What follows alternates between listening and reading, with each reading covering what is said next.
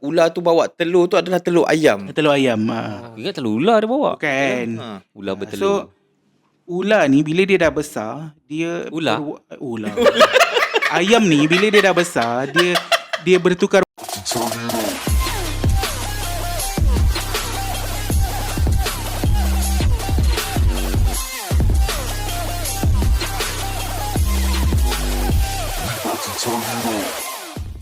Okey, bismillahirrahmanirrahim. Assalamualaikum warahmatullahi wabarakatuh. Dan kembali semula bersama-sama kami dalam podcast Betul-Betul Tak Betul musim kedua. Okey, so untuk yang musim pertama sebelum ni kita ada lebih mengetengahkan permainan video dengan apa ni orang kata isu-isu yang apa ni orang kata Tertulis. terbabit macam tu ataupun isu-isu yang Berkait. terbit lah berkisarkan tentang permainan video dan isukan, betul tak? Betul. So untuk musim yang kedua ni kita akan bawa sedikit pembaharuan ataupun kelainan di mana kita akan mengetengahkan cerita yang berunsurkan mistik, legenda, mitologi, sejarah, cerita-cerita menarik dan ada juga cerita seram kalau ada yang nak cerita seram. Dia pandang Daus. Kenapa pandang aku? Dia pandang Daus terus. Tak, sebab Daus memang suka cerita seram sebenarnya. So bila kalau ada cerita seram daripada negeri-negeri yang tertentu, kita akan ketengahkan jugalah macam tu. So semoga semua orang terhibur lah. Sebab misi kita ataupun visi kita sebenarnya untuk season ni adalah untuk mengetengahkan cerita-cerita yang boleh dianggap sebagai satu budaya dan ultimately kita nak mengkayakan ataupun memasyurkan budaya tu sendiri dan menjadikan isu-isu ataupun bukan isu lah sebenarnya, fakta-fakta ataupun cerita-cerita yang diketengahkan dalam season ni lebih kepada culture preservation lah. Sebab ada cerita-cerita ni dia daripada mulut ke mulut. Ada cerita yang mungkin orang tak tahu kan. So cerita-cerita ni harap korang yang mendengar ataupun kita punya penonton-penonton semua akan terhibur. Dalam masa yang sama kita mengkayakan diri kita juga. Sebab kalau korang dah berasal daripada Malaysia and korang sepatutnya tahulah cerita-cerita yang kita akan ketengahkan ni. Kalau tak tahu, inilah masanya untuk tahu. Okey, bersama-sama saya ada dua panel tetap kita. Saya adalah Fitri ataupun dikenali juga dengan nama Tri. Dan di sebelah kiri saya ni ada dua orang panel yang kacak segak bergaya. Kita ada Slumber ataupun lebih dikenali dengan nama Ghaffar. Dan kita ada Divus. Ini semua kita punya apa orang kata name tag kita lah, Divus ataupun kita panggil dia Daus je lah. Lagi Apa gentil kat situ tau. Tak, name tag. Kau tengok aku baru cakap Dia cakap name tag. name Name tag. tag. Aku letak lah sini Name name tag. tag. Cikgu kan? Tanda nama. Okey, sebelum kita mulakan, aku sebagai host untuk musim ni nak ajak semua untuk subscribe channel ni, tekan butang notification dan jangan lupa untuk leave Like, a comment comment and share. dan like video ni. Kalau tak suka video ni, dislike aja. Gitu. Kita gamble lah. Gamble je lah kan. Kita kat sini ikhlas untuk menghibur. Okay, so untuk episod yang pertama ni, negeri yang telah kami pilih adalah negeri Perak. Perak. Okay. So untuk kita teruskan dengan sesi kita, aku nak tanyalah dulu antara korang berdua ni kan, apa yang korang tahu pasal negeri Perak? Mungkin ada yang mungkin Gapa sebab kau adalah orang Perak kan? Yeah. Dia bukan orang Perak, dia orang iya ke? Johor. IC Johor. IC 01. Tapi okey, cuba cerita kenapa kau still menganggap diri kau sebahagian daripada Perak? Okay, ini aku suka lah sebab topik ni bila episod 1 ni, weh kena dengan hati gua, babe. Kira negeri Perak ni dekat dengan kau lah. Ya, sangat dekat, Anak sangat jati dekat. ni. Bukan anak jati. Sebab kalau aku mengaku anak jati, IC aku 01 Johor. Jadi 2005, 2004 macam tu aku start pindah kat Perak. Duduk dekat area Bagan Datuk. Masa 2004 tu kau anggaran umur berapa? Tak payah bagi tahu direct ah. 14 tahun. Okay. 14 tahun, 15 So tahun. siapa-siapa yang pandai matematik boleh kira lah umur berapa tahun ni berapa. Itu dia punya ni. Jadi pada tahun 2004-2005 tu bila aku masuk sekolah dekat Perak ni, aku duduk dekat area Bagan Datuk. So Bagan Datuk ni memang dia kaya dengan cerita-cerita sejarah, hikayat-hikayat yang mana aku rasa aku boleh ketengah cerita tu dekat dalam podcast ni lah. Disebabkan aku orang Bagan Datuk dan dulu aku selalu dengar cerita mak aku daripada sisi sudut sejarahnya, sebab mak aku ni dia cikgu bahasa yang mengkaji kesusasteraan Melayu. Dia baca Mak kau cikgu dulu. Cikgu apa? Cikgu bahasa Melayu lah. Cikgu bahasa Melayu. Dia mengkaji ni Sulalatus Salatin. Dan ada banyak cerita-cerita rakyat kat aku. Lepas tu antara satu benda yang aku tertarik untuk cerita dekat Perak ni adalah cerita pasal sistem beraja dekat Perak ni. Dia agak unik dan berbeza dengan negeri-negeri lain yang mana kebanyakan negeri kat Malaysia ni kita mengamalkan sistem monarki yang kalau raja tu mangkat, tahta tu akan bagi dekat anak dia lah. Kan kita ambil contoh macam sekarang dulu sekarang ni lah Sultan Johor jadi agung, jadi pemangku dia adalah Tengku Mahkota tadi lah, TMJ lah. Apa nama TMJ aku lupa lah. TMJ yang sekarang ni Kata anak jadi Johor. bukan Johor dulu. TMJ sekarang. Belum TMJ sekarang. berpindah. Siapa nama Bapak dia aku ingat Sultan Ibrahim. Sultan Ibrahim. Sultan Ismail. Oh, Ismail. Aku yang bukan orang Johor pun tahu. Sebab bini kau orang Johor. Jadi sistem hierarki ni tadi dia berbeza dekat Perak.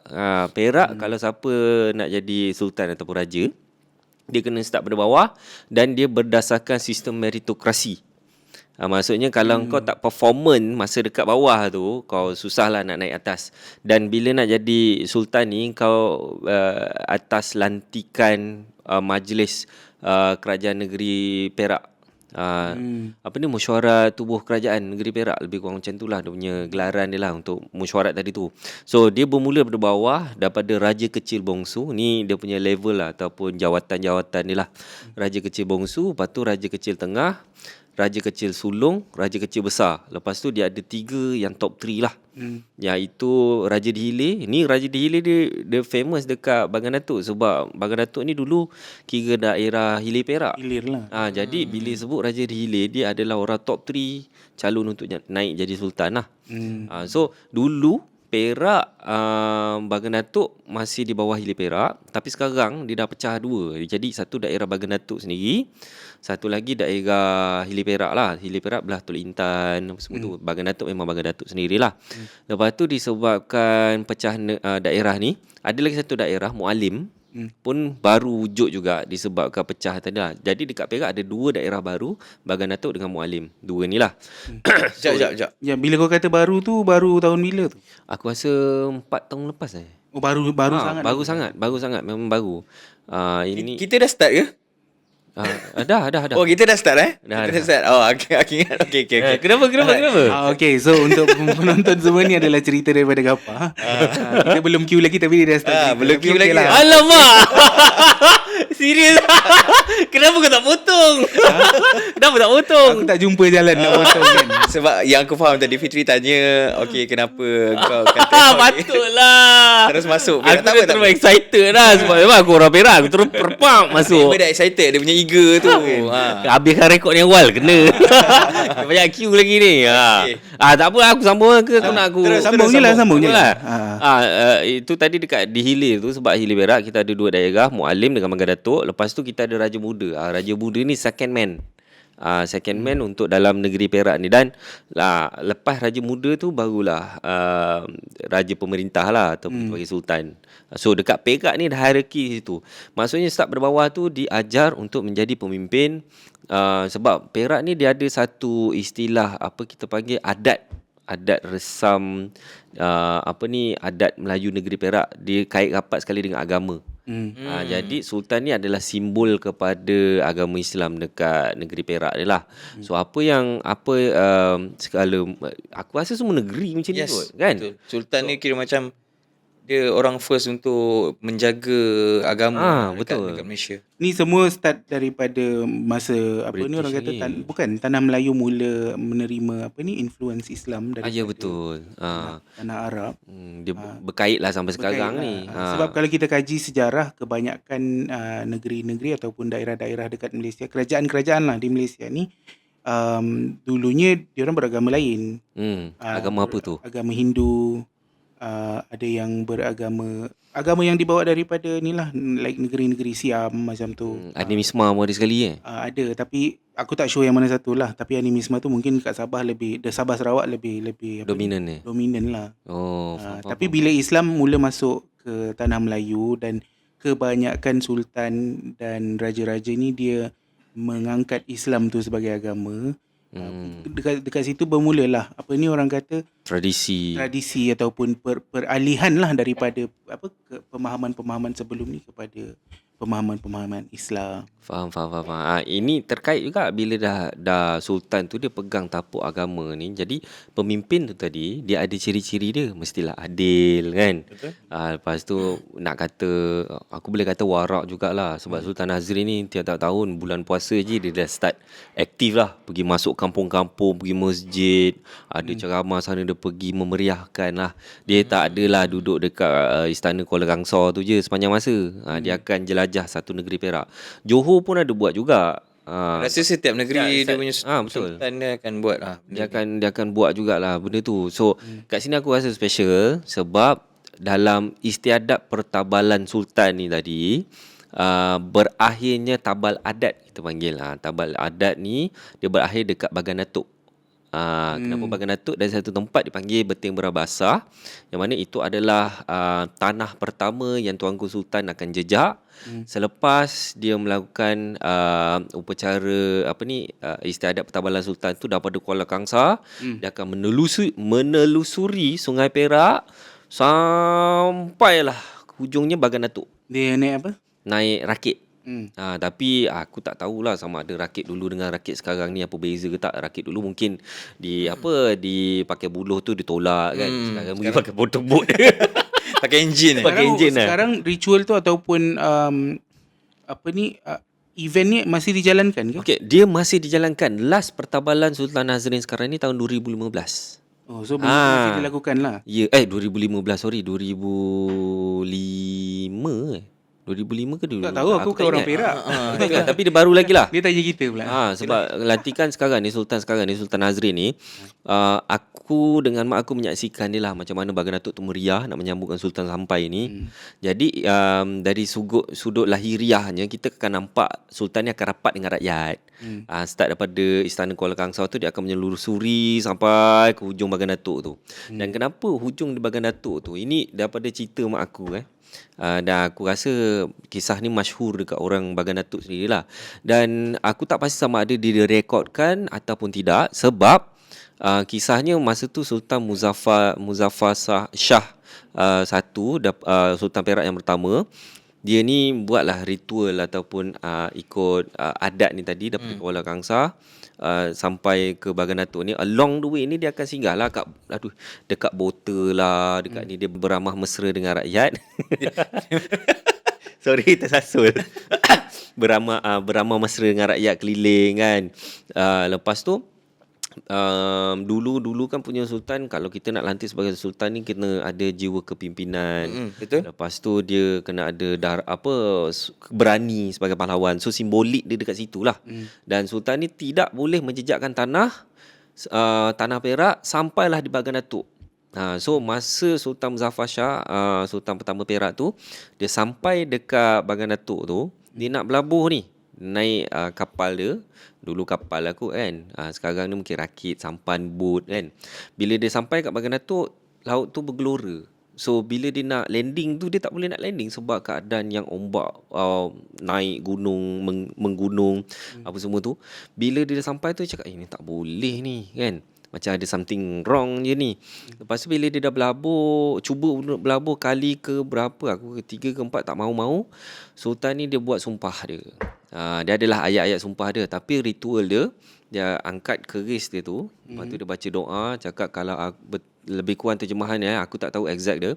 Kalau betul aku ni sultan kan, berdarah sultan, aku perintahkan lebih kurang doa dia nak selamat sampai ke tempat tu, dia baling keris tu tadi ke dalam laut, automatik tiba-tiba dia jadi tenang kan. Bila dia jadi tenang tu, sultan tu pun macam dengan dia punya rombongan tu macam okay, kita boleh landing kat sini lah, kat Muara Bagan Datuk tu. Tapi nak landing tu takkan nampak tapak untuk landing tu. Bila dah air dah tenang tadi tu, tiba-tiba ada satu beting pasir dekat tengah-tengah dekat muara sungai tu, tiba-tiba dia timbul sendiri. Bila dia timbul sendiri tu, Sultan nampak okey, aku nak landing kat situ. Dia pun turun, first dia pijak tanah dekat negeri Perak ni, inilah tanah Bagan Datuk tu. Dan semalam Tapi masa tu adakah kawasan tu masih dikenali sebagai Bagan Datuk? ya. Masa tu lah. Cuma dia bukanlah satu daerah yang Bukan. sebab kau kata tadi dia baru dibuka kan? Ya, baru dinamakan sebagai daerah Bagan Datuk. Daerah Sebelum ni di Hilir Perak. Dia ada hulu Perak, dia ada hilir Perak. Ini hilir Perak ni di muara sungai Sungai Perak di Bagan Datuk. Dan sungai, bila sebut sungai itu dah datang pun. Besar gila. Aku ingatkan laut. Kau boleh bayangkan lah macam mana seorang ataupun raja ataupun sultan dia kat atas rakit kat tengah-tengah tu macam tu. So macam Gapa cakap yang tiba-tiba air boleh naik tinggi atau beting pasir tu. Sebab aku expect sungai tu just sungai biasa macam Sungai Pahang yang Sungai Pahang kita dalam 100 meter. Ini besar macam laut dia punya sungai tu. Dan dia memang di muara bertemu dengan Selat Melaka. Dia dah penghujung. Kalau korang datang Bagan Datuk, lepak kat jadi Bagan Datuk tu, kalau kena timing dia, kau boleh nampak dolphin. Dolphin? Serius ah? Ada dolphin? Serius. Okay, Apa aku nak tipu? Siapa-siapa yang pernah nampak dolphin dekat Bagan Datuk boleh komen kat Boleh bawah. komen, betul. Kita perlukan kepastian. Tapi hanya insan-insan terpilih saja akan nampak. Okey. Ya, betul. Kau kena faham lah benda tu Faham. Maksudnya dolphin tu bukan dolphin lah, it's dolphin lah. Wallahu alam. Tapi Mungkin dugong, mungkin manatee. manatee lembu laut. Jadi disebabkan Bagan Datuk ni special dekat situ, tapak beting berah basah tu dah dinaikkan. Semalam baru kita orang pergi dekat area pintu masuk, nak masuk ke beting berah basah tu. Ada pintu gerbang naik. Sebelum pertabalan tak ada pula nak buat macam tu. Tempat yang Sultan tadi jejakkan kaki tu. Kawasan naik tu. Dia naik kan. Tempat tu kalau orang tempatan, kita orang memang takkan suka-suka hati nak pergi situ. Walaupun hakikatnya tempat tu memang banyak ikan. Kenapa? Kan? Kenapa tak nak orang tempatan tak nak pergi situ? Sebab contoh kalau kau sebagai pemancing, kau akan nak cari pot memancing kat area situ. Yelah, biasa orang cari lubuk kan. Memang cari lubuk. Macam petang-petang kau datang situ kan, nak masuk maghrib kau datang, kau akan nampak ikan. Dia mencium permukaan air tu kan. Tangkaplah aku. Bukan ikan tu. Tangkaplah itu aku. orang yang biasa boleh nampak ataupun orang yang itu orang biasa boleh nampak. Tapi bila sampai satu saat kau rasa macam banyaknya ikan, tangkaplah lagi. Tak jumpa jalan balik bos. Faham. Kau Dah ada tamak. Aku salah tangkap. jangan tamak lah. Jangan tamak. Kau dapat seekor 2 ataupun 3-4 yang besar-besar tu, dah lah balik lah. Kau nak buat apa lagi tu kat situ kan. So dikatakan dekat kawasan Tuanku pijak tanah ni, ini cerita rakyat bila Tuanku pijak je tanah dekat Bagan Datuk tu, segala isi yang nampak dengan tak nampak ni mula sujud dan mengakui dia, bukan sujud as in dia Tuhan tau, mengakui Tunduk dia tunduk kat dia, mengakui dia sebagai sultan di negeri Perak. Dan disebabkan ini aku punya teori lah, disebabkan ada mandat tu diturunkan oleh kita yang zahir ni, dan benda yang bukan zahir ni, yang kita tak nampak ni, mengakui itu sebab negeri Perak makmur dengan biji timah, benda hasil bumi yang secara alamiahnya kita tak akan nampak. Jadi di dalam-dalam tu bila dia gali-gali, ada biji timah, gali. Lepas tu tanahnya subur. Kalau korang pergi kat belah Lenggong lagi best Mat. Lenggong tu lembah tau. Jadi bila dekat lembah ni, tanah ni memang subur. Orang sana tanam getah, tanam durian, memang subur tanah je. Tapi sumber negeri Perak ni apa Sumber apa? Sumber utama dia lah, dia punya pertanian hasil ke negeri dia. Dahulu biji timah lah. Lepas tu biji timah dah makin berkurang. Last kapal korek dekat Batu batu gajah tu. Itulah kapal korek yang memang besar gila lah. Yalah. Lepas biji timah dia start dengan pertanian lah. Kapal korek tu masa zaman British kan? Ya, zaman British. Kita orang pengangkap pernah buat camping kat situ. Oi, itu banyak kisah seram bodoh tu. Sebab kawasan tu digazetkan sebagai tempat lawatan lah. Kawasan yang kau kata banyak ikan tadi tu ke? Bukan. Ini dekat kapal korek. Kapal korek. Kapal korek ni kat mana? Kapal korek ni dekat Batu Gajah. Batu Gajah. Aku tak ingat nama. Dekat dengan tu Kelly Castle. Oh. Dekat area-area situ lah. Tanjung Malim sana. Syuih. Aku pandai-pandai cakap je. Aku mana tahu. Jauh Mana tahu. gila. Kawan-kawan aku dah gelak ni. So Perak pun ada slang ataupun dialek dia yang pada aku memang special lah. Dan kalau kau nak tengok pure pekat dialek Perak ni, kau pergilah belah-belah Botel tu, belah-belah Perak Tengah tu, kau akan dengar dialek Perak yang pekat kau-kaunya. Sebab belah selatan ni, belah Bagan Datuk ni kan, kita banyak terima influence daripada KL, Selangor. Jadi Bagan Datuk memang ada orang cakap Perak lagi, tapi slangnya dah Watered down sikit lah. dah watered down sikit, dah cair lah. Kalau pergi belah utara Perak pula, dia ada pengaruh daripada belah utara. Belah utara. Kedah, Macam kan? aku pernah pergi kawasan Lenggong satu masa dulu. Memang dekat situ ramailah orang cakap slang utara. Ya, betul. Belah-belah Susah nak Tepe. dengar orang cakap Perak. Tapi macam Perak dia ada berapa banyak daerah? Weh, itu aku dah Tak ingat. ada 11. Aku pun dah tak ingat dah berapa daerah. So setiap daerah tu ada different slang ke? Macam mana ke? Tak.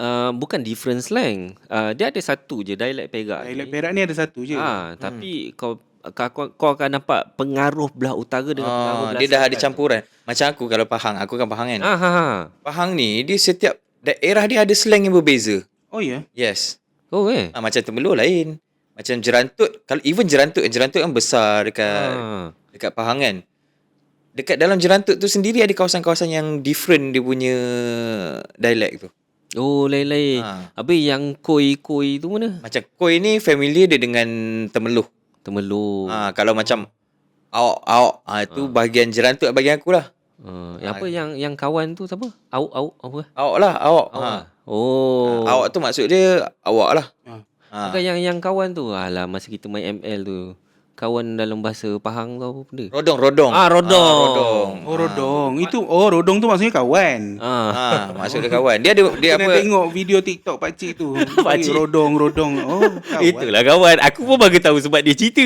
Apa benda rodong ni? Aku punya kawan. Tapi itu cerita nanti masa kat Pahang. Masa kat Sekarang Pahang ni lah. kita cerita dekat Perak. Kita nak ambil intipati dialek tadi. Yes, tu. dialek. Dialek tadi dekat Perak ni lah. So dia dah watered down. So istiadat Perak punya pertabalan ni dia sangat kompleks tau. Dia ada mandi adat, dia ada macam-macam lah.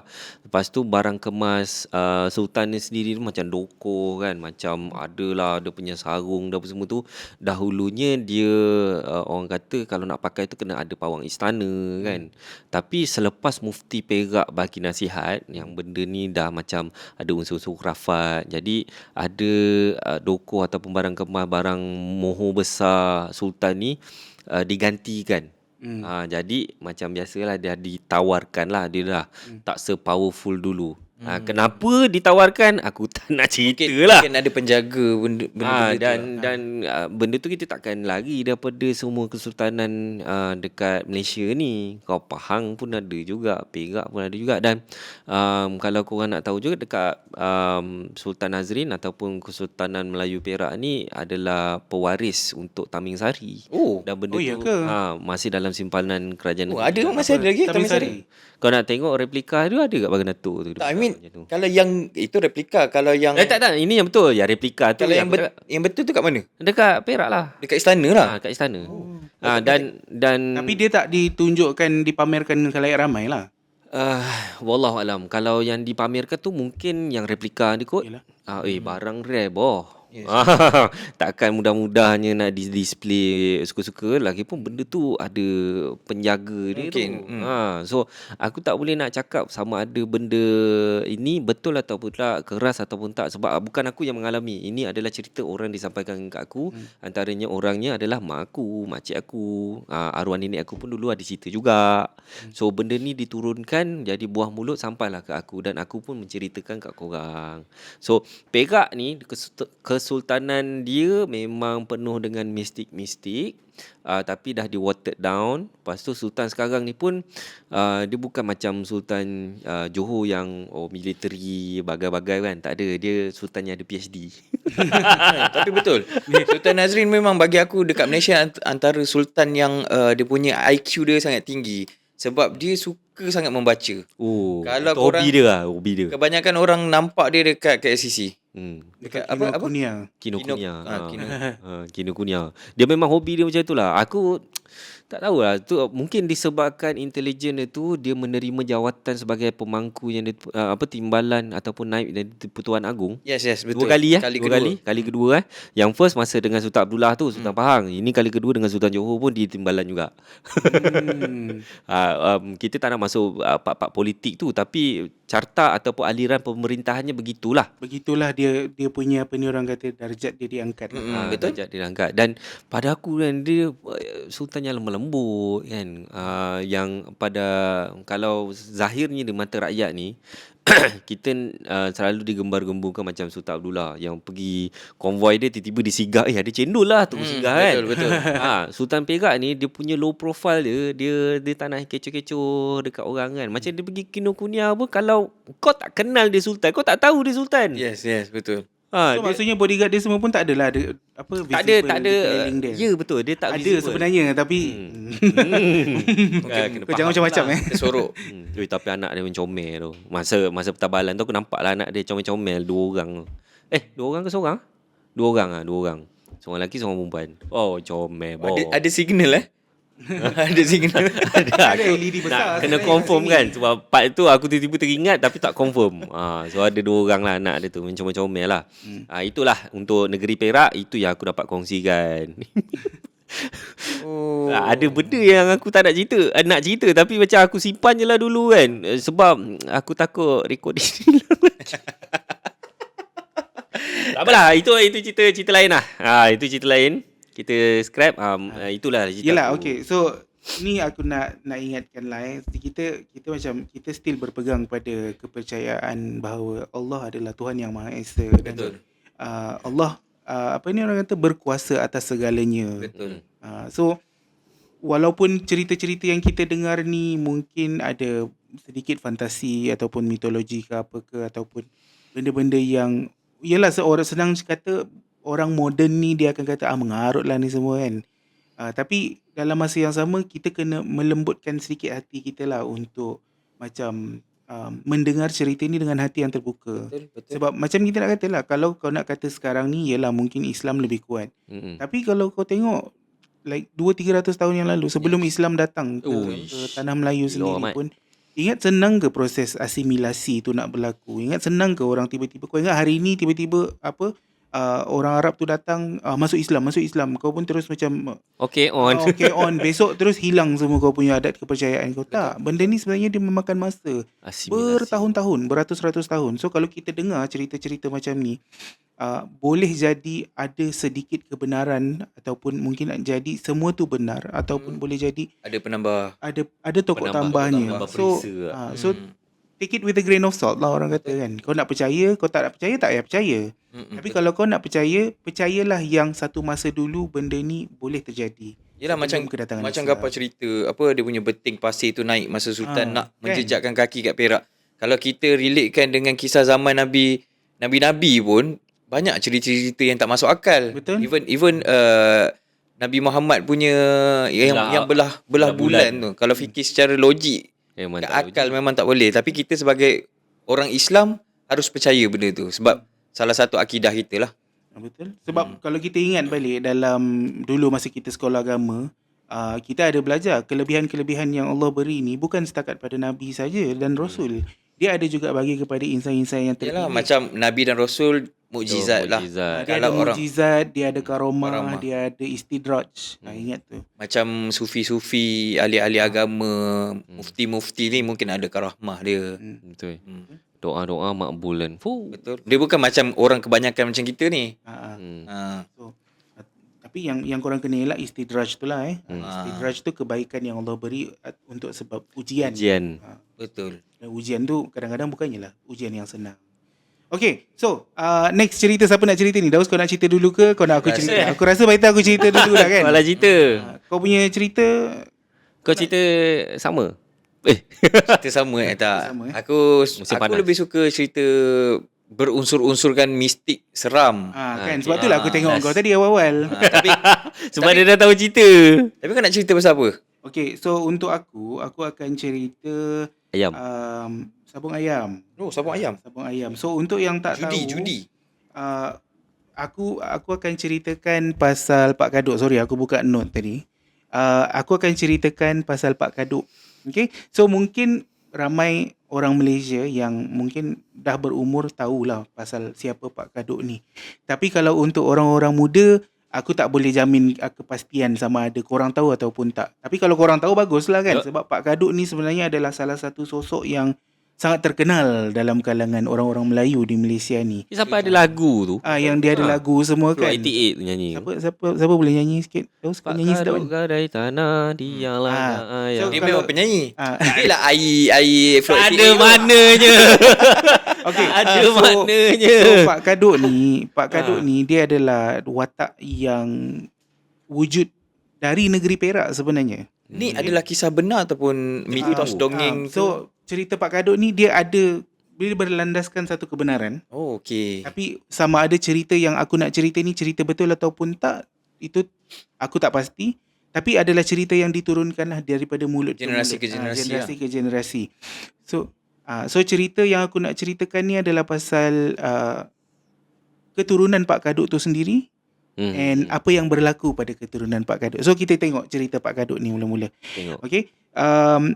Cerita ni dikumpulkan oleh Haji Pandak Logam bin Pandak Damat. So untuk orang-orang Perak tahulah Pandak tu maksud dia apa kan. Dia macam gelaran respect, macam pakcik macam tu kan. So siapa Haji Pandak Logam ni? Dia adalah penyimpan dan penjaga kerongsang emas ikan tapah. Okay. So beliau dah pergilah pada tahun 1963. So yang menyimpan kepingan logam emas ikan tapah ni adalah anak cucu cicit dia sekarang. Okay, so now cerita Pak Kaduk ni dia berkisar zaman pemerintahan Sultan Muzaffar Shah ibni almarhum Sultan Mansur Shah. Okay, so pada zaman tu ada seorang lelaki ni nama dia Kaduk. Okay, dia ni berketurunan raja daripada Siak, Sumatera. So bukan orang Malaysia, bukan means masa tu tanam Itu Malaysia pun tak ada. Kata Malaysia baru umur berapa? Tanah 70 Melayu tahun. lah means. Bukan orang Malaya lah. Dia sebenarnya zaman tu Pasport pun tak ada. Sumatera ke Aceh ke still consider as tanah Melayu tau. Nusantara. Nusantara. Yes. Dia masih diconsider as satu kawasan. So tak ada istilah Malaysia ke Indonesia sebenarnya. Okay. Good question juga kau tanya benda tu, so kita boleh clarify. So dia macam dulu kau daripada jiran nak datang sini macam tu, kau datang je macam tu. Mungkin adalah dia punya pasport sebab lain daerah ataupun dokumen yang diperlukan, tapi tak adalah macam sekarang kan. Lagipun dulu tak ada kapal terbang, sekarang ada kapal terbang macam tu. Dulu immigrationnya tak macam sekarang macam tu. So dia daripada Siak, Sumatera, dan dia datang ke kampung pulau dekat Lambor Kiri di tepi Sungai Perak. So kalau ada apa-apa yang aku salah, mungkin Gapa kau boleh cross check. Ya betul lah. Antara tempat yang Sultan akan lalu ni lah Lambor ni. Lambor ni. So dia akan bila dia dah sampai kat situ, dia pun kenal dengan perempuan dekat Lambor Kiri ni. So dia pun menetaplah dekat situ. Dan lepas dia menikah dengan perempuan pilihannya. So dia punya aktiviti yang dia suka pada masa tu adalah dia suka tangkap ikan, dia suka cari rotan, masuk hutan cari rotan. Dan satu aktiviti yang diorang sangat suka, dia sangat suka lah, adalah aktiviti sabung ayam. So mungkin up until this point cerita yang korang pernah dengar sebelum ni adalah cerita yang sama. Tapi kita tengoklah apa perkembangan cerita sebab ni. yang cerita ni dia ada banyak version.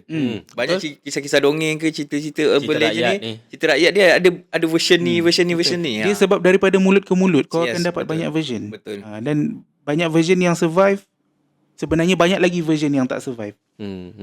So satu hari Pak Kaduk ni dia duduk dekat rumah dan dia nampak ada seekor ular yang menggonggong sebiji telur tau.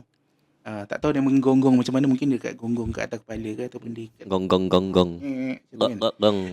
So bila dia sampai depan rumah Pak Kaduk, dia letak ular tu letak telur tu depan rumah dia. Lepas tu dia pun lari tinggalkan dia tinggalkan telur tu, ular tu. So bila Pak Kaduk nampak telur tu, dia ambil telur tu, dia eramkan dengan ayam dia sendirilah. Maksudnya dia nak tetaskan nak tetaskan telur tu. So eventually telur tu dia menetas dan dia menjadi seekor ayam jantan yang orang kata tak terkalahkan lah. Ayam power lah. Power lah. Means ular tu bawa telur tu adalah telur ayam. Telur ayam. Aku ingat telur ular dia bawa. Bukan. Ular So bertelur. ular ni bila dia dah besar, dia Ular? ular. Ayam ni bila dia dah besar, dia bertukar warna menjadi merah. Kuning kemerahan Kuning macam kemerah. tu. Okey, So kuning kemerahan. memang cantik lah. Cantik. So lalu ayam ni diberi nama Biring Si Kunani. Itu nama nama ayam ayam, tu. nama ayam tu. Okey, so bila Pak Kaduk ni, kan aku cakap tadi dia suka sabung ayam. Ayam Biring Si Kunani ni lah yang dia akan guna untuk berlawan dengan ayam-ayam lain, dan ayam dia tu tak pernah kalah. Asyik menang je. Masa tu benda ni pertandingan ke atau Sabung ayam lah. Ya, sabung sabung lah. ayam ni dia lebih kepada pertaruhan. pertaruhan? Pertaruhan Hiburan perjudian. orang dulu. Dia So dulu tengok siapa. Sebab okey macam ni kita tengok comparison kalau macam tamadun Rom, zaman Rom punya ni, diorang ada Colosseum kan. Ya betul. Yes. Colosseum tu ada gladiators Yes, kan. betul. Itu diorang sabung manusia. Faham tak? Tapi kau kena cerahkan apa tu gladiators tu. Gladiator tu diorang adalah pahlawan-pahlawan yang dipilih oleh sponsor lah. Dan pahlawan-pahlawan ni dia akan bertarung di dalam satu arena tu sampai mati ataupun orang tu menyerah kalah. Yes. Dan dia main dengan status politik. Sukan lah. Dia lebih sukan Sukan lah. tapi macam mana nak cakapnya, sukan tapi dia sangat kasar lah. Betul. So bila gladiators ni bertarung, mungkin ada yang mati apa semua, dan dia punya orang kata pemilik ataupun sponsor dia orang tu yang akan mendapat keuntungan lah daripada dia orang punya pertarungan tu. Samalah konsep dengan si Ayam ni. Samalah konsep dengan sabung ayam ni. So bila dia dah selalu menang, maksudnya dia macam tak kisahlah pertaruhan ke ada itu ke ada ini, tak tahulah. Tapi dia selalu menang dan sampai orang semua takut nak lawan dengan dia. So mungkin ada pertaruhan, mungkin tak ada pertaruhan, tapi mungkin dia akan dapat gelaran, nama apa semualah kan. Aku duk fikir macam orang kampung dia boring-boring kan. Tak ada apa nak buat, jom sabung ayam kan. Tapi bagi aku kan, contoh kalau suka-suka macam perkara yang kejam lah, sebab salah seekor akan mati tau. Betul. Sebab itulah sabung ayam ni dah diharamkan. Itulah dia Selepas dia judi. Islam masuk ke dalam negeri Perak ni, dia dah diharamkan. Yelah, dulu tak ada cotaiti nak main kan. Tak ada congkak Tak ada congkak main. So now benda ni berlaku sampai pengetahuan Sultan.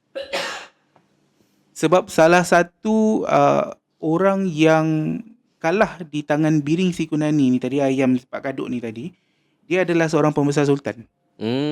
So bila dia kalah, dia pergi bagi tahu Sultan, Sultan dapat tahu. So bila Sultan dapat tahu, Sultan Perak masa tu adalah seorang sultan yang bijak jugalah, bijaksana lah kan. Apa dia buat? Dia cakap dia cubalah untuk orang kata propose dekat Pak Kaduk ni untuk sabung ayam dengan dia. Dia challenge Sultan ke Sultan challenge? Sultan yang challenge dia. Okey, faham. Sultan yang panggil dia menghadap dan Sultan yang mengetengahkan benda tu. Lepas tu si Pak Kaduk ni pun setujulah kan, sebab kalau Pak Kaduk ni menang, dia akan diberi satu jawatan pembesar atau jawatan istana yang besar lah kan. So dia akan dapat banyak kekayaan ataupun hidup dia lebih selesa dengan anak isteri dia semua. Tapi kalau dia kalah, pertaruhannya adalah kampung halaman dia, suami pula, isteri dia dan anak dia dan semua harta-harta yang dia ada. So dia hanya akan tinggal sehelai sepinggang. Okey. So dia pun macam setujulah, dan dalam masa yang sama Sultan menitahkan untuk ayam Biring Si Kunani ni ditukar dengan ayam Sultan. So ayam Sultan tu nama dia adalah Jalak lentik. si Jalak Putih Mata. Jalak. So Jalak Putih Mata ni dah jadi milik kepada Pak Kaduk, dan Biring Si Kunani dah jadi miliknya Sultan lah. So sampailah satu masa tu Pak Kadut ni pun dah nak so Pak Kadut ni pun dia dah nak sampai tarikh menyabung tu. So apa dia buat, dia dalam cerita tu mengatakan yang dia ni miskin, dia tak banyak duit nak beli pakaian cantik diraja. So apa dia buat, dia pinjam duit isteri dia beli kertas kajang yang banyak. Dan guna kertas kajang tu dia minta isteri dia jahit baju. Jadi baju lah. Okey.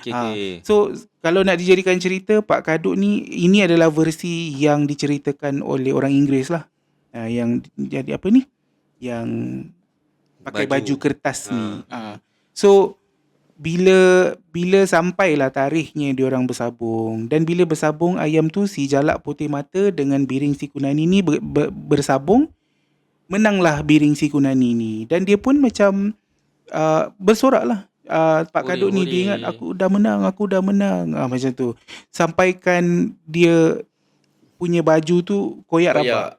Dan dalam cerita yang diceritakan, dia bertelanjang lah depan semua orang kan, sebab dia ingat ayam dia dah menang. Sekali bila orang mentertawakan dan mengejek dia, baru dia ingat, oh, Biring Si Kunani tu dah jadi milik Sultan. Ayam dia dah tukar.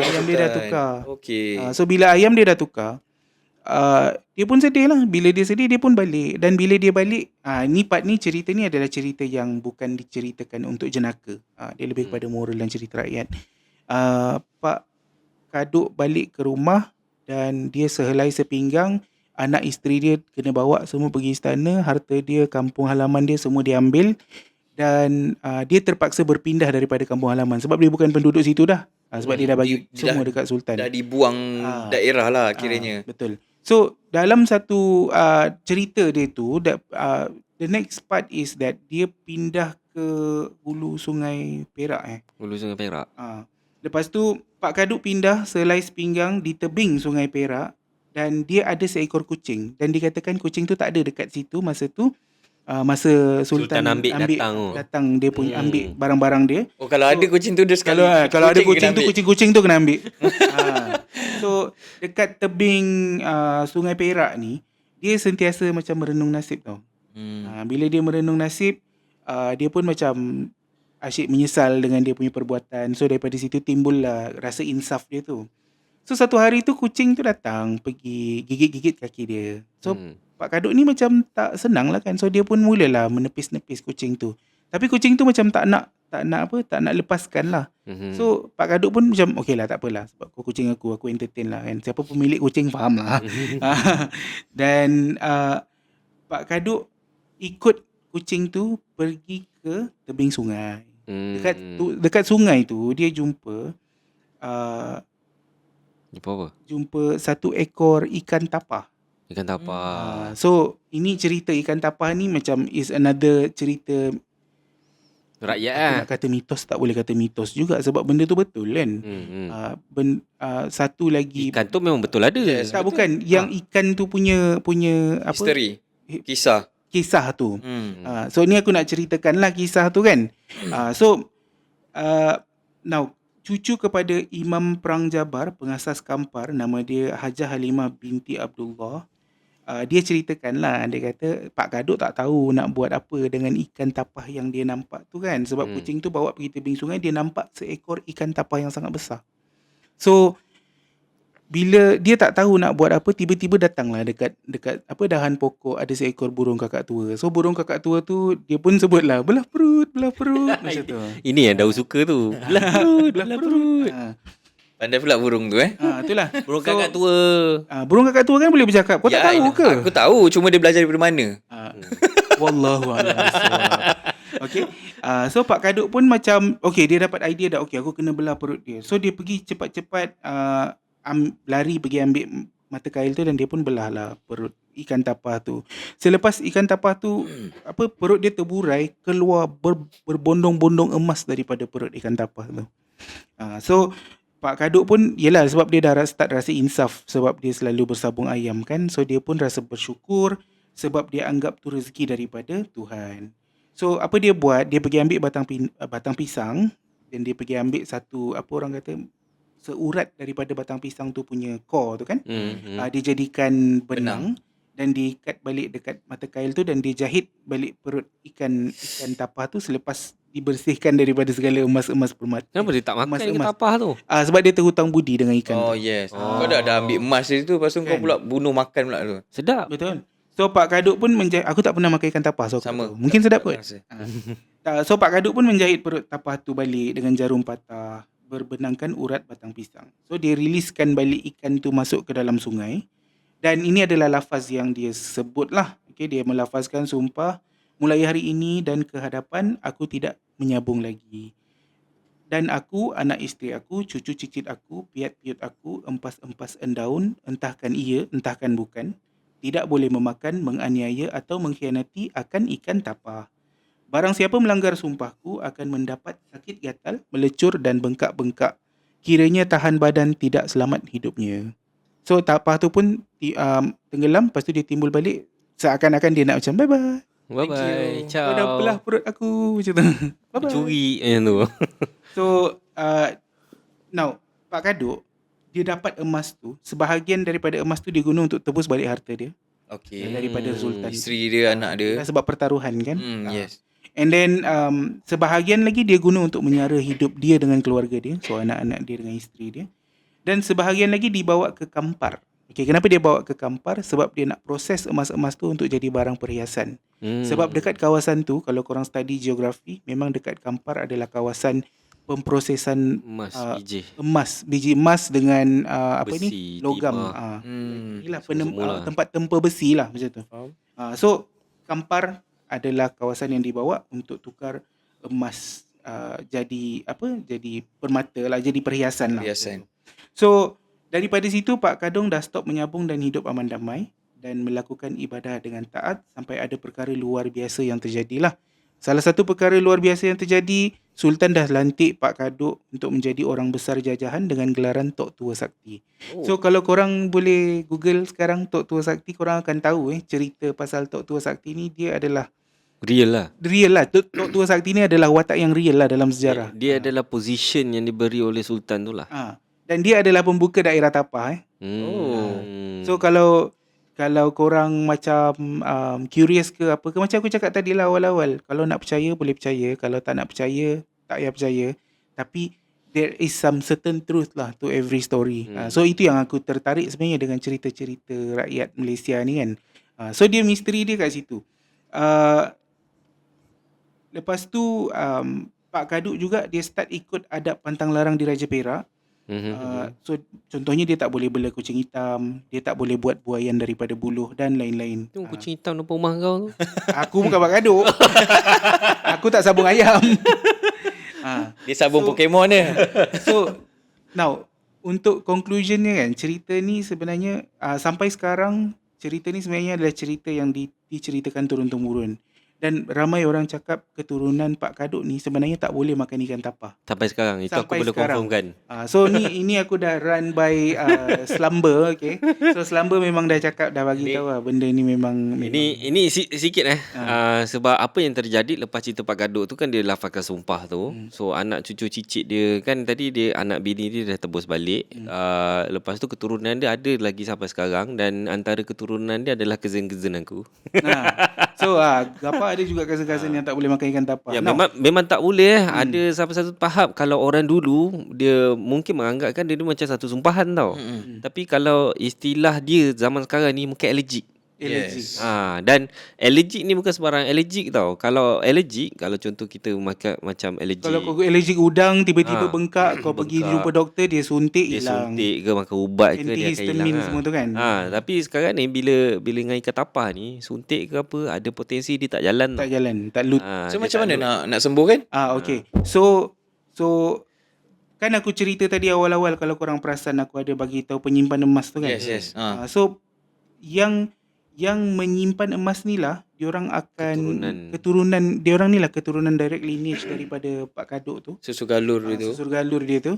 So diorang akan simpan emas ni, dan sama ada diorang boleh gunakan air yang dah direndam dengan emas ni untuk diminum,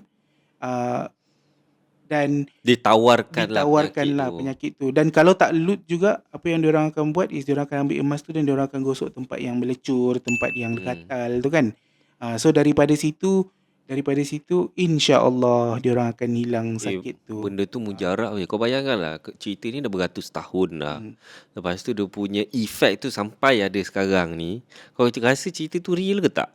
Itu persoalan dia. Dia macam ni bagi aku untuk kita mengetahui, bukan mengetahui, kita nak confirmkan sama ada cerita tu betul ataupun tak. Kita Susah tak boleh nak terus kata cerita ni cerita betul. Macam tu tak. Tapi apa yang aku boleh ringkaskan dekat sini, ada sesetengah elemen dalam cerita tu yang walaupun kita susah nak percaya kan, yang contohnya macam keturunan Pak Kadut yang tak boleh makan ikan tapah ni kan. Tapi kau sendiri orang Perak dan kau sendiri ada cousin yang ada salah sila keturunan ni kan. So kau nak kata apa lagi macam tu? Aku tak boleh nak cakap sebab makcik aku memang tak pernah hidang ikan tapah apa semua, memang tak ada. Dan bila dia orang ada anak, kira anak-anak cousin aku ni pun turut dipesan juga. Tapi yang menariknya, walaupun contoh makcik engkau dia tak pernah makan ikan tapah, tapi kalau suami dia bukan daripada keturunan tu, suami dia boleh makan ikan tu. Kan? Dalam kes ni makcik aku bukan keturunan, makcik aku kira adik-beradik mak aku lah. Yang berkait rapat dengan Pak Kadut ni adalah husband dia. So maksudnya makcik kau tu still boleh makan lah. Boleh. Tapi anak-anak dia dengan suami dia tak boleh makan. So makcik dia tak hidangkan ikan tapah, takut untuk husband menjaga dia keluarga dia lah. So makcik aku, dia mulut dia tu ustazah kan. Dia pun tak tahu, dia tak boleh confirmkan betul ke tak cerita ni kan, sebab bukan keturunan kita orang. Yang ni keturunan belah-belah Lambor tu lah. Bila aku dengar macam ni, serius lah benda ni. Aku tanya mak aku benda yang sama. Aku tanya cousin-cousin aku, pernah tak makan ikan tapah? Tak pernah. Tak berani. dia orang memang menjaga benda tu lah. Ni macam ni, aku nak minta lah siapa-siapa penonton kan, kalau korang adalah keturunan Pak Kadut ni ataupun Tok Tua Sakti nama dia tadi, yang tak boleh makan ikan tapah ni kan, cuba tapi korang pernah makan ikan tapah. Yang aku nak jadi, dengar yang pernah. So apa jadi pengalaman korang, ataupun korang ada adik-beradik yang pernah termakan ikan tapah ke apa ke kan? Cuba korang ceritakan kita orang. Tak, cuba bayangkan katakanlah ada salah satu keturunan Pak Kadut ni kan, dah pergi ke overseas apa semua kan. Tiba-tiba aku tak tahu fisiologi ikan tapah ni dia boleh hidup tak kat overseas gitu kan. Tiba-tiba dia makan ikan tapah yang ada kat overseas punya kan. Weh Mat, kena balik lah siut. Kena balik Malaysia. Kena balik Malaysia. Detect. Kena jumpa tu keturunan yang masih pegang logam. Kena cari lagi satu hal kan. Oi gila Mat, payah. Tapi itulah ikan tu jauh pula dia nak berenang. Aku tak tahu dia punya sifat tu boleh. Tak adalah, mungkin dekat tempat lain pun ada spesies ikan tapah. Cuma tak tahulah sama ada spesies mana pula kan. Dia punya jin dia tu macam mana kan. Faham. Okay, so itu je lah cerita daripada aku. Aku harap korang terhibur dengan cerita aku untuk episod yang pertama ni. Dan next cerita kita nak dengar cerita daripada Daus pula. Okay, Daus, take it away. Cerita aku nak cerita kisah yang berlaku. Kisah ni kisah benar yang berlaku, diceritakan oleh salah orang pengguna jalan. Salah seorang. Yalah. Kau cakap salah orang. Salah. Salah. Itu salah kau, bukan salah orang. Yalah, bukan salah orang kan, salah aku. Salah orang pengguna jalan. Dia buat salah seorang. Salah seorang. Tak, aku nak salah orang. Aku nak salah aku. Okey, salah seorang pengguna jalan aku nak cerita tentang Jalan Gerik. Jalan Bukit Gerik. So jalan ni adalah jalan laluan daripada Gerik, Jeli Gerik dan Gerik Banting lah. So, Banting? Baling, sorry, bukan Banting. Woi, Banting jauhnya Selangor boh. Woi, kau lalu mana siut? Ada teleport. Dia ikut highway ni lah, NKVE. Bukan. So kalau korang pernah lalu jalan tu? Nak pergi Cameron daripada Perak ke? Cameron ni yang pernah. Aku pernah. Pernah lalu jalan tu? Tapi laluan rasanya hari tu aku pergi, aku lalu Greek kot. Pergi Cameron. So Greek ni adalah kawasan di mana kawasan dia bukan highway. Kan highway besar, jalan besar macam kita tengok kat bandar-bandar ni kan. So kawasan dia adalah dua hala. Jalan yang tak ada lampu, kawasannya dalam hutan. Macam jalan daripada Jamal Luang tu nak pergi ke Pekan. Mana pula Jamal Luang? Jamal Luang, Keluang, Johor. Ada Jamal Luang tiba-tiba. Ikut Rompin. Betul. Okey, lalu Endar Rompin. Yes, betul. Siapa pernah lalu daripada Mersing tu. Betul. So jalan dia memang kalau malam memang tak ada lampu langsung, dan jalan tu jarang untuk dilalui oleh kenderaan-kenderaan kecuali waktu-waktu siang lah. Mesti ada benda-benda binatang buas kat situ. Yes, lepas tu malam kebanyakannya kurang lah kereta. Kalau ada pun lori-lori memang guna jalan tu lah. Sebab jalan tu satu dia sangat bahaya disebabkan banyak binatang liar. So kalau kat situ ada ni lah harimau, ada jangan gelak ada harimau, ada gajah. Tapi ini biasalah gajah. Paling banyak orang cerita kalau korang dengar pada kawan-kawan korang ataupun korang sendiri pernah rasa, Jalan Great ni memang gajah memang akan malam-malam dia akan ada dekat atas jalan. Borak pasal gajah kan. Korang ingat tak cerita gajah? Oh, kes gajah hari tu yang kena langgar. Ya Allah. Trailer. Itu dekat situ lah kan? Yes, dekat Great lah. Tapi itulah aku faham keadaan jalan tu. Satu dia hutan kan. Kau tak boleh nak expect dia macam jalan tu clear all the way kan. Yes. So speed pun tak boleh Tapi banyak. bagi aku, orang yang biasa, kalau mungkin orang yang tak biasa lalu jalan tu, mungkin dia akan laju lah malam-malam ke yelah, siang ke. Tapi kalau orang yang selalu lalu jalan tu, terutamanya lori, korang kena alert sebab gajah ni sifat dia macam lembu dengan kerbau. Dia tiap malam kalau di kawasan dia ada jalan tar, dia akan naik atas jalan tar sebab Nak sejukkan badan kan? bukan nak sejuk, nak Panas. haba nak daripada panaskan. yes. Sebab konsep jalan tar ni dia macam dinding tau. Dia serap haba waktu siang, dia akan keluarkan haba tu waktu malam. That's why macam kita kat rumah nak kalau dinding kita tu batu-batanya adalah batu-bata pasir, siang dia macam redup je. Tiba malam dia jadi panas. Nak buka aircon pun. Walaupun tak ada matahari. Dia konsep dia lain pula dengan batu-bata merah tu. Clay tu. So macam gajah ni, dia memang selalu ada atas jalan tiap-tiap malam ni sebab dia nak haba daripada jalan tar tu sendiri.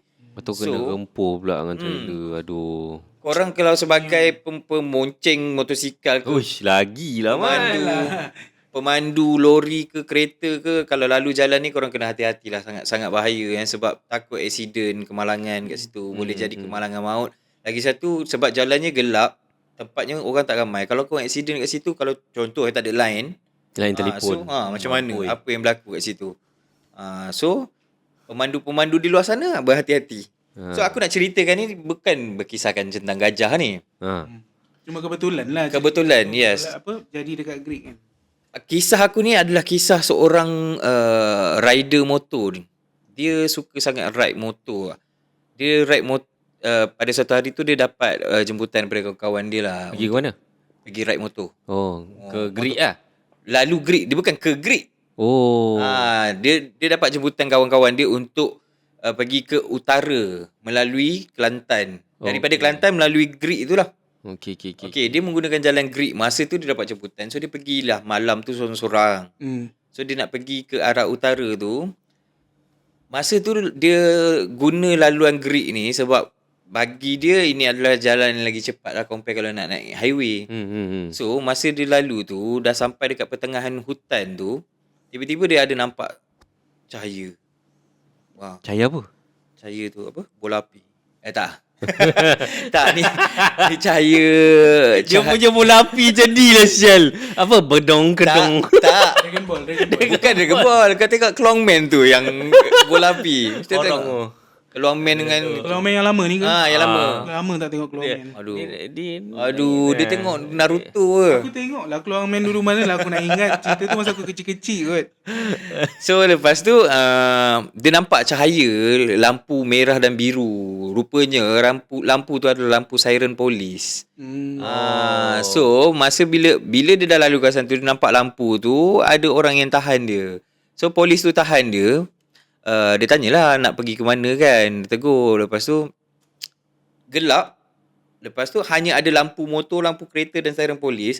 So muka polis tu tak nampak dengan jelas lah, kabur-kabur lah kan. So dengan dia pakai helmet ni lagi, dia tak nampak clear dengan muka polis tu. Polis tu tanya dia nak pergi ke mana.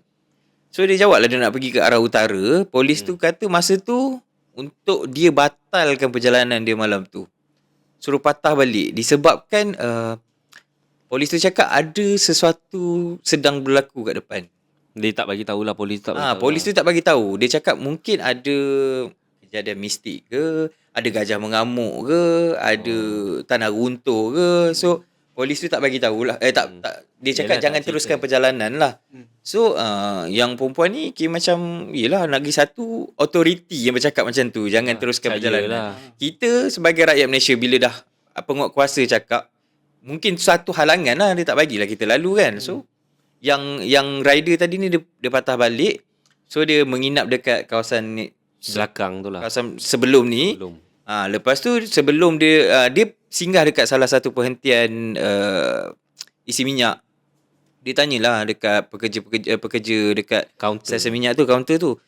Dia tanya, kawasan Great ni memang selalu ada roadblock ke? Lepas tu yang orang yang jaga kat kaunter tu dia cakap, dah lama kawasan ni tak ada roadblock sebab kan satu dia malam, kawasan terpencil, memang jarang orang betul. untuk lalu lalang. So untuk apa kau nak adakan roadblock kat situ kan? Orang roadblock nak tempat yang kereta banyak. Baru boleh saman. Baru boleh kutip cukai kan. Boleh Aku dapat tak untung. endorse benda ni. Aku tak nak ya, aku tak kata ya, aku tak kata tak. So bila dia orang yang jaga kaunter tu cakap macam, oh tak ada, dah lama tak ada, dan tak ada pun polis lalu tadi. So dia macam dia fikir macam mungkin polis tu daripada arah utara ke kan. So dia macam okay, dia ignore je lah benda tu. So keesokan harinya dia pergi balik laluan yang sama. Mungkin disebabkan dia tak familiar jalan tu. So dia tak Di siang lah. this one siang lah. Dia dah pergi keesokan harinya siang. Dia tak familiar jalan tu. So dia macam mencari-cari lah kawasan roadblock semalam tu tapi tak jumpa. So dia teruskan perjalanan sampai ke utara. So tak ada kisah mistik kan? Tak ada. Dah habis lah. Lah itu je. Habis lah. Tak. So Haram jadah mangkuk ni. HJ. SJ. Haram okay, dia tak ada cerita mistik lagi. Sampailah bila perempuan ni dah balik kepada kehidupan dia asal, bekerja apa semua. Setiap malam, hampir setiap malam dia mimpi berkenaan dengan polis tu. Uish. Hah? Dia mimpi apa? Dia mimpi polis tu. Mimpi basah. Kau tengok. Aku buat smart game. Biar kau kena. Aku tak tahulah dia mimpi apa. Tapi based on penceritaan, dia mimpi polis tu dia punya perkara yang sama. Dia berhenti roadblock. Bukan mimpi berhenti roadblock tu. Dia Dia mimpi mimpi polis tu lah. polis tu polis lah. tu lah. Macam kau mimpi aku every night. Geli. Macam tu lah. Hampir setiap malam dia mimpi. Mungkin ada gangguan daripada benda tu ke, aku tak pasti. Lepas tu dia dapat lagi undangan daripada kawan-kawan dia daripada utara. Dia sebab dia daripada Kelantan kan. So nak ke arah utara tu akan melalui jalan yang sama. So dia teringatlah kisah dia yang kena tahan polis ni. Tapi iyalah, kita sebagai orang biasa macam Nah, poli buat kerja dia lah. buat dang je lah kan. Ada apa yang mistiknya. Tadi tak ada mistik pun. Lepas tu sampai dekat tempat tu, dia nampak polis yang sama. Kalau sebelum ni malam tu polis tu kira macam Blur-blur lah. Dia tak cam. dia tak cam tak. Maksud polis tu senyum, kira macam ramah. Tapi kali ni polis tu dia macam teging sikit tau. Dia garing sikit tau. Kasar. Kasar dan keras.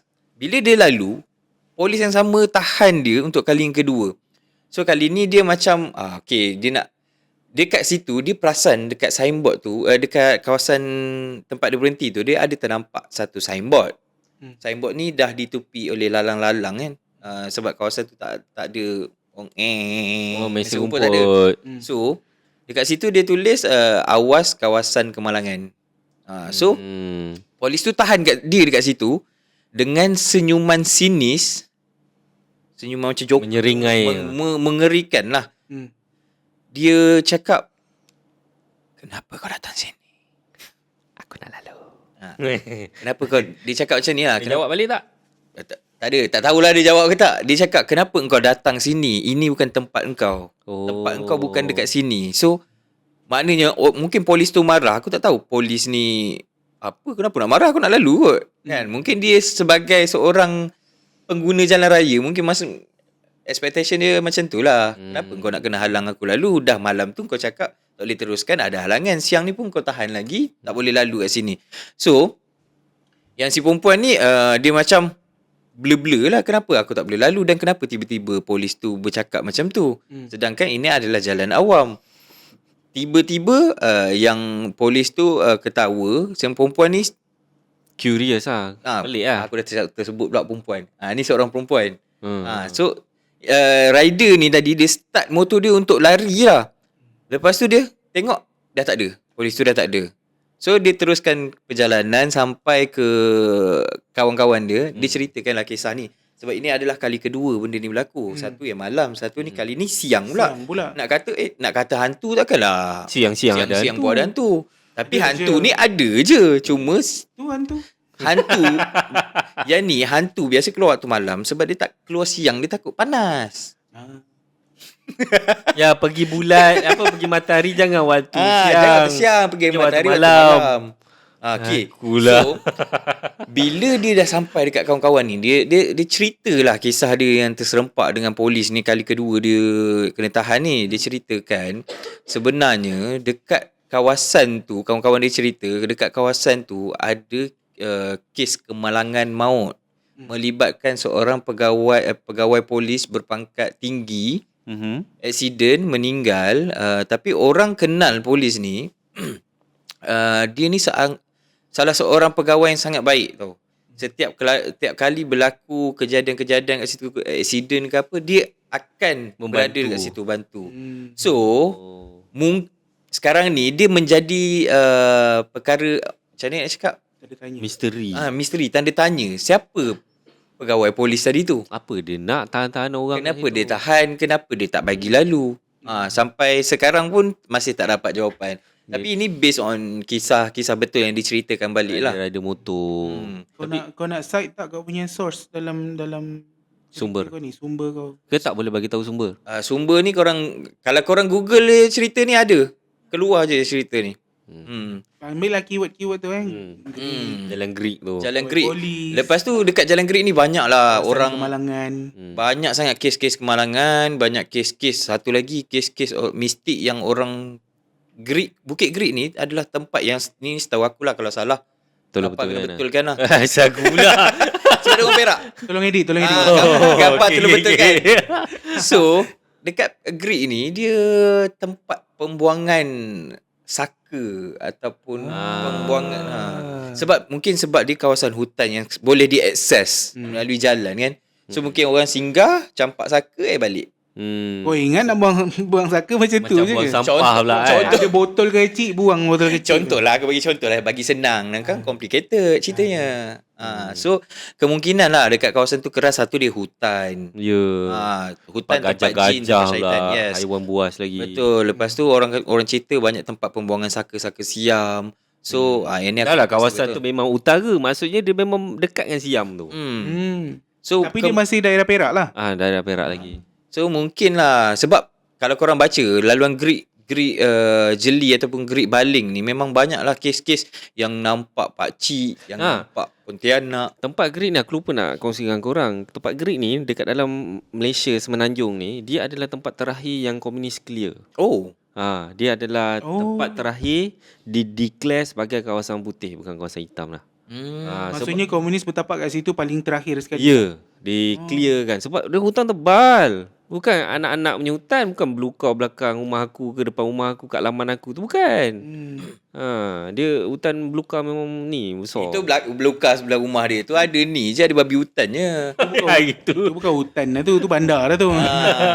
Tapi aku ada, yelah, kisah-kisah dekat Greek ni dia sampai situ je lah. So menjadi tanda tanya sebab tak tahu siapa Misteri. polis tu. Sampai sekarang misteri. Mungkin ada orang yang pernah jumpa. Mungkin korang yang dengar ni pernah kena tahan dengan polis. Polis itu tu sebab tak ada side mirror. itu Ini sebab tak dekat ada. Greek. Itu sebab bawa kereta sambil main phone. Orang dah pasang Android player dah. Itu polis tu senyum sebab gini. Bawah table punya polis tu. Aku nak selit satu cerita. Ini based on true story, tapi bukan dekat Perak lah. Kalau kat Perak kat Umar Gapar. Tapi ini masa aku duduk dekat KL lah. Aku duduk rumah sewa, dekat bawah rumah aku tu aku duduk macam shop lot. So aku tingkat atas sekali, bawah tu level 2 tu rumah Endon. So rumah Endon ni dia Department lah ni, apartment bukan lah. apartment, short lot. Short Degil lot. kau dah cakap Short short lot. lot. Tak, shop lot yang Bawah bawah kedai kereta, ha. bengkel kereta, atas rumah. Ha. Macam section 7.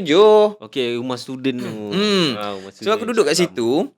Dekat Padang Mewah tu, bawah tu Endon kan. Aku tengah memasak. Iyalah, kita tukang masak. Malam-malam masak bujang je. Aku nyanyi satu lagu ni. Lagu ni dia berkisahkan mistik ataupun hantu jugalah.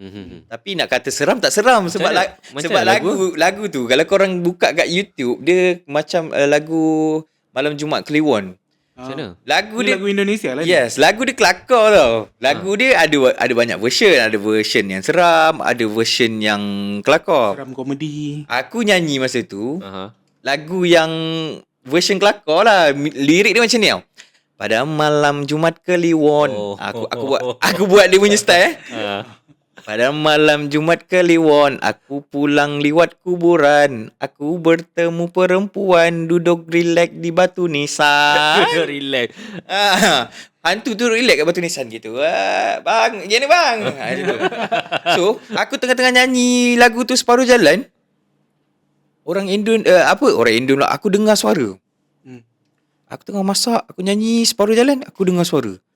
Kau rasa suara apa? Kau sebut tadi tu lah kau dah sebut. Aku dah agak Daripada atas. Suara Hendon tu. Bang, sambung lagi bang. Sambung lagi. Macam sia betul lah. Aku dah tahu cerita saja je bakar. Padahal dia dah kantoi kan tadi tu. Aduh, aku salah sebut lah. Aduh, aku dah tersebut Hendon. satu je peluang tu. Aduh. Dia tak praktis dulu Tak lah. jadi lah. Weh, jom nampak kau tengok kat bayang kat TikTok. Bukan, itu payung. Okey, takut lah. Takut. Kali dia menyanyi malam Jumaat pulang Kliwon kan, takut. So aku punya konklusi dia untuk yang lalu dekat kawasan Perak ni, korang make sure berhati-hatilah. Terutama tak kisah dekat Greek ke, dekat kampung ke, korang kena jaga speed lah. Sebab mungkin kalau perkampungan banyak kanak-kanak bermain ataupun kadang-kadang orang balik daripada surau masjid tak ada lampu motor, mungkin korang boleh terlanggar. Betul. So berhati-hati, slowkan kenderaan. Itu je. Okay, so thank you Daus atas cerita yang agak seram juga. Yang mula-mula tu lah. Mula-mula tu. Yang second tu aku rasa macam Krik-krik. fail tak fail aku rasa macam nak empuk je budak ni. Okay, so okay, itu saja. Ada apa-apa lagi nak tambah ke ataupun korang nak Kau nak reflect ke? buat penutup ke apa ni? Okay, Okey, sila buat penutup. kau buatlah penutup. Tak ada. Aku. aku Kau buat lah. Tak. Okay, so thank you so much untuk siapa yang dah tengok kita orang punya podcast episod kali ni daripada awal sampai habis. Okay, jangan lupa like, share, subscribe dan tekan butang loceng. And untuk siapa-siapa, kami masih lagi mencari sponsor. So untuk siapa-siapa yang nak sponsor channel podcast kita orang ni, hantarkan email kepada kami di podcastbbtb@gmail.com. Murah-murah je. And kalau siapa ada yang nak berkolaborasi dengan kami juga, dialu-alukan dan boleh hantarkan email di alamat email yang sama, iaitu podcastbbtb@gmail.com. So sampai di sini saja untuk episod ni. Jangan lupa komen kalau korang ada peristiwa-peristiwa yang sama dekat kawasan-kawasan yang kita cerita Dia tadi. bukan sama je peristiwa. Katakanlah kami tersalah fakta kan. Korang boleh betulkan ataupun korang sendiri ada cerita dari negeri Perak, korang boleh letak dekat komen kat bawah. Okay, so sampai sini saja dan kita akan berjumpa lagi dalam episod yang kedua untuk negeri apa? Sorry. Melaka. Yes, Okay, Melaka. okay, so jumpa lagi kawan-kawan. Assalamualaikum. Bye. Adios. Bye.